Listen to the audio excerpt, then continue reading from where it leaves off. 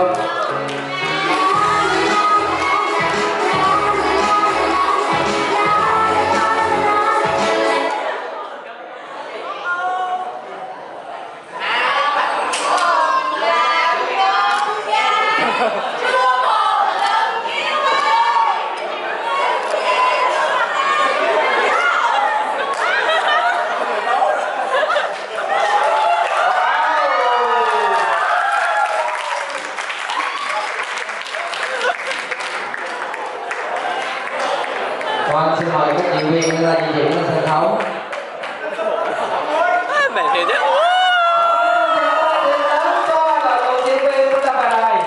Vâng, xin mời các anh chị chúng ta đứng lại chút xíu phỏng vấn. Dạ, hồi nãy em để ý là đặc biệt là em để ý em kết nhất là cái